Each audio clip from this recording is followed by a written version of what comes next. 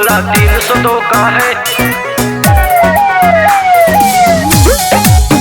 आज ही कोर्ट में पेशी है।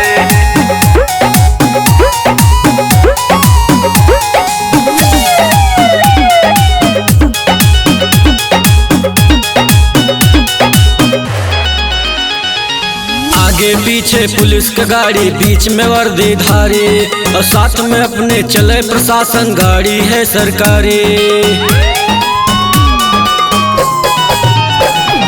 आगे पीछे पुलिस का गाड़ी, बीच में वर्दीधारी और साथ में अपने चले प्रशासन, गाड़ी है सरकारी।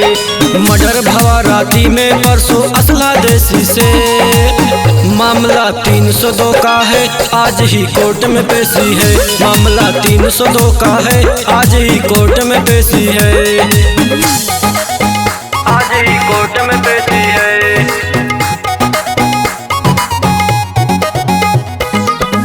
मामला 302 का है।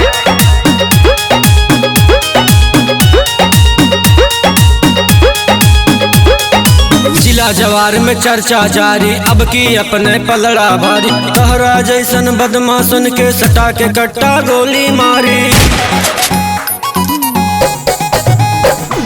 जिला जवार में चर्चा जारी, अब की अपने पलड़ा भारी। तहरा जैसन बदमाशन के सटा के कट्टा गोली मारी। पुलिस प्रशासन पड़ा है पीछे कई के रेकी के। मामला 302 का है, आज ही कोर्ट में पेशी है। मामला 302 का है, आज ही कोर्ट में पेशी है। आज ही कोर्ट में पेशी है।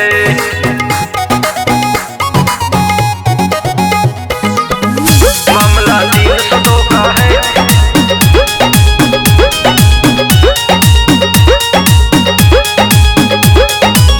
शेर हम हैं शिकारी, परब अकेले सौ पे भारी। आंख दिखा के हमसे चलवा ले अब तो हर आंख निकारी।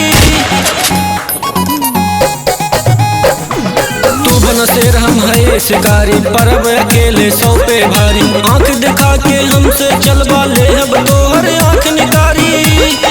अकर के अपने जेब में रखा यत्न बेसी है। मामला 302 का है, आज ही कोर्ट में पेशी है। मामला 302 का है, आज ही कोर्ट में पेशी है।